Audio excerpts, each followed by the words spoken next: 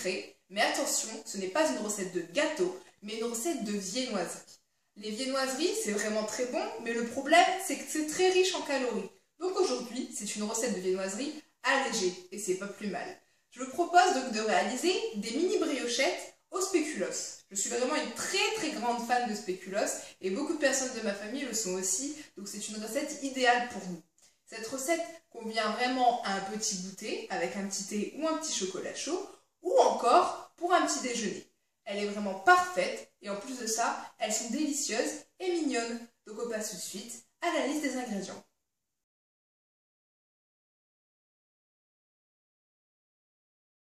Pour réaliser nos briochettes au spéculoos, il nous faut 50 g de pâte à tartiner au spéculoos, un œuf, 30 g de beurre, 20 g de cassonade, 10 g de levure de boulanger fraîche, 110 g de lait écrémé, 250 g de farine blanche et une demi-cuillère à café de sel. On se retrouve tout de suite pour la préparation.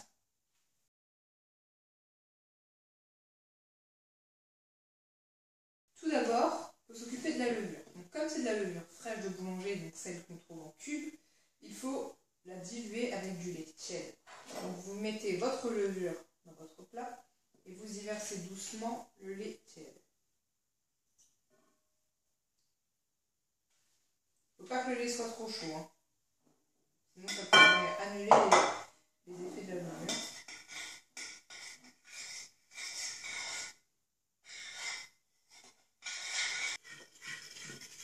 Donc vous fouillez bien afin de diluer votre levure. Quand vous envoyez des morceaux, vous continuez. Donc une fois que vous avez bien dilué votre lait et votre levure, cassez votre œuf dans un bol. Vous n'avez pas besoin d'utiliser un grand saladier, comme ceci. Vous allez battre votre œuf.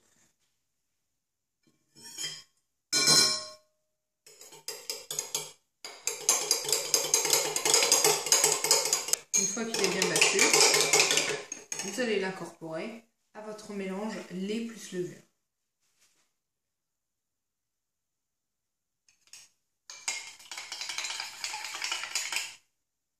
Voilà. Une fois que c'est fait, vous ajoutez dans l'ordre d'abord la farine,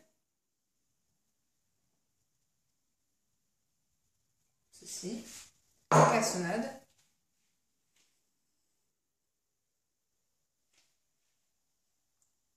alors la cassonade c'est pratique parce que ça sucre un peu moins que le sucre blanc, et la demi-cuillère de sel, demi-cuillère à café, donc moi je fais à la main. Voilà. Donc si vous avez une machine, un robot, une machine à pain, juste une machine pour pâtisserie, tout ça, vous mettez ça dans votre bol à pétrin et là vous mettez en route le pétrin, etc. J'en ai une, comme je l'ai déjà dit dans mes précédentes vidéos, mais je ne l'ai pas sur moi, donc qu'est-ce que je vais faire? À la main. Donc c'est parti.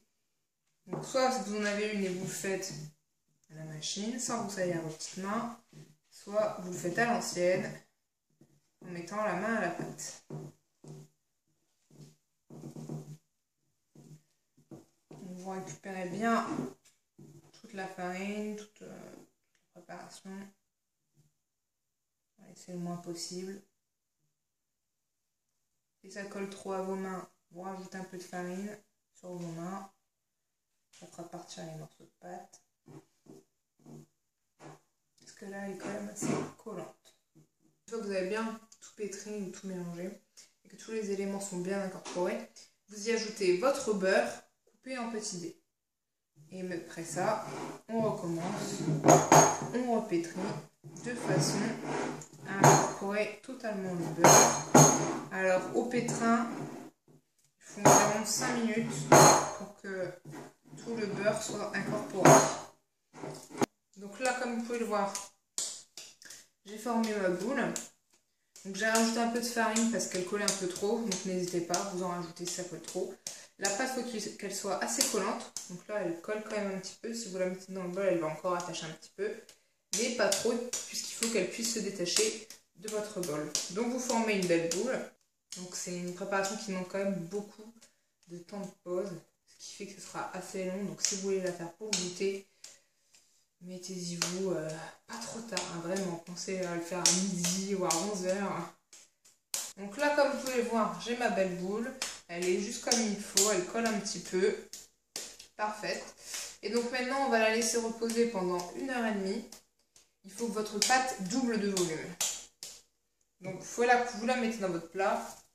Vous la couvrez, soit d'un chiffon, soit d'un film comme ici. Et vous la laissez poser 1h30, je rappelle. Et il faut vraiment qu'elle double de volume. Alors essayez de chercher un endroit chaud. S'il fait vraiment chaud, n'hésitez pas à la mettre au soleil. Ça marche très très bien, mais il faut vraiment qu'il fasse chaud. Ou alors sinon vous le mettez dans votre four s'il y a une option spéciale.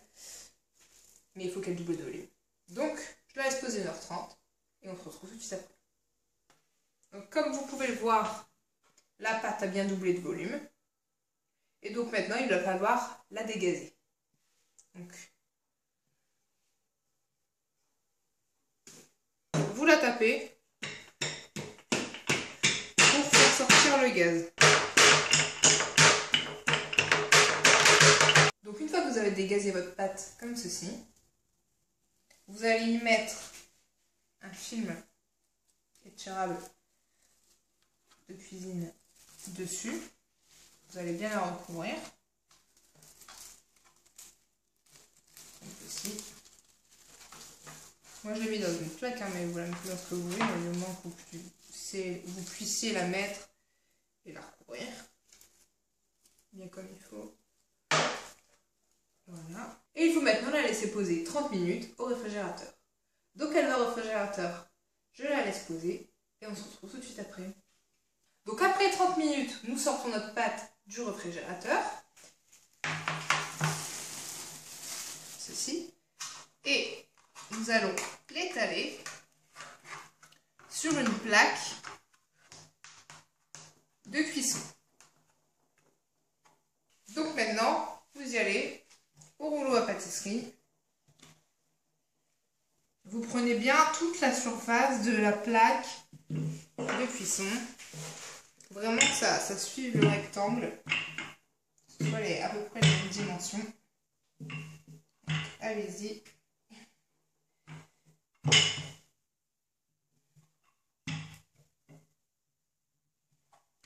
Donc une fois votre pâte bien étalée, comme ceci, vous allez napper la moitié de la pâte avec votre pâte au spéculoos.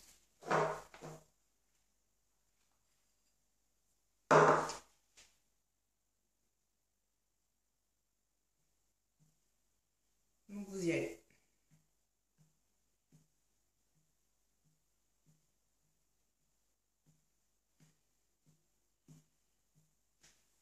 Bon après, si vous aimez vraiment le spéculoos et que vous n'êtes pas au régime, vous vous en foutez un peu des calories, vous pouvez napper, vous doublez votre dose de pâte à tartiner et vous en mettez sur toute la pâte. Il y en aura plus. Ça sera meilleur, mais ça sera moins allégé sur le coup. Vraiment moins. Et après, c'est une recette qui peut s'appliquer à d'autres pâtes à tartiner. Hein. Vous pouvez mettre pâte à tartiner noisette, autre. Ce que vous aimez en fait.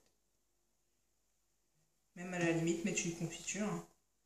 Ça peut être très bon, une petite brioche à la confiture. Par exemple, myrtille ou framboise. Donc vous nappez vraiment comme ceci. Essayez de bien aller jusqu'au bord.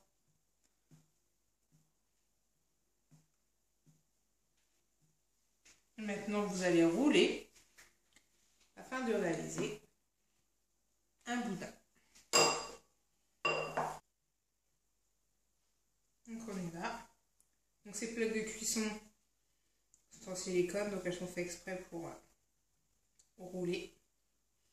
Elles collent pas comme ça. Enfin ça colle mais Ça permet de décoller votre pâte facilement. C'est bien. Donc on roule sa pâte.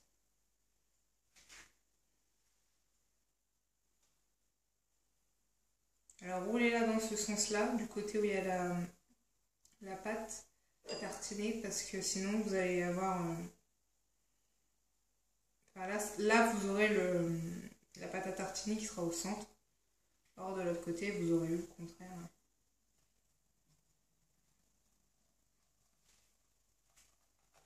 Si vous voyez que ça colle comme ça, décollez-la doucement, évitez de l'arracher. Voilà mon boudin.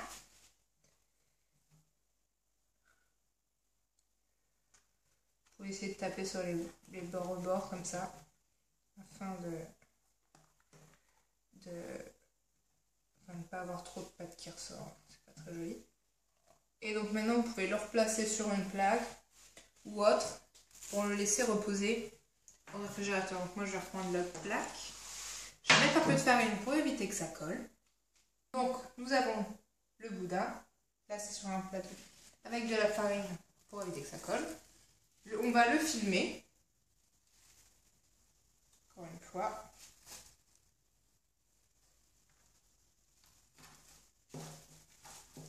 Et le laisser poser 30 minutes au réfrigérateur.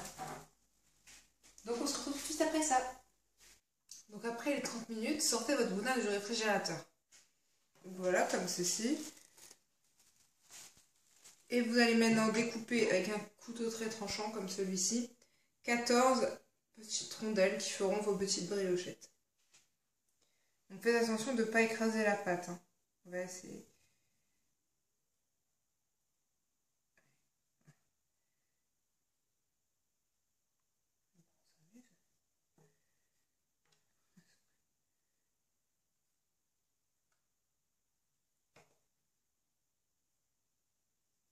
Voilà.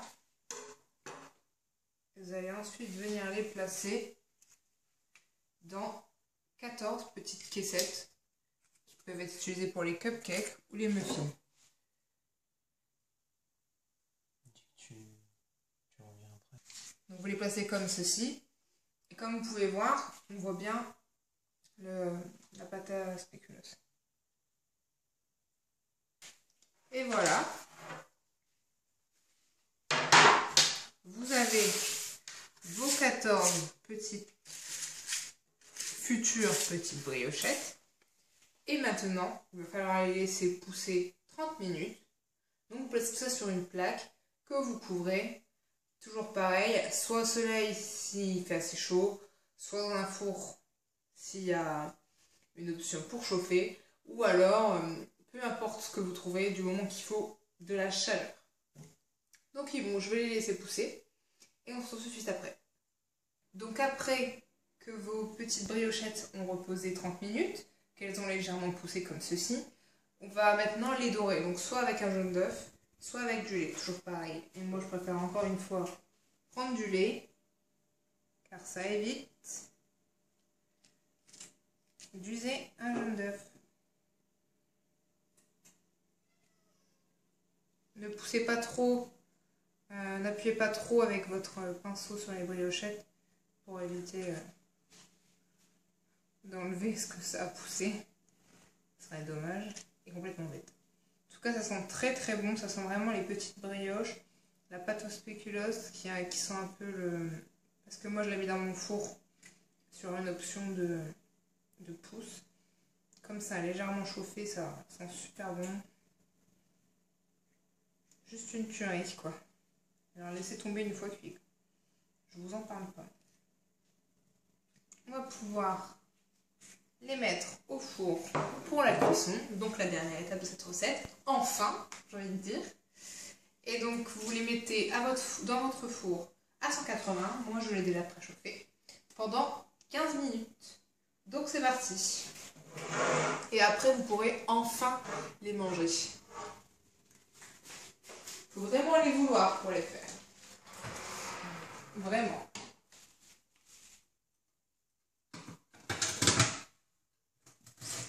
Donc je les dispose dans mon four.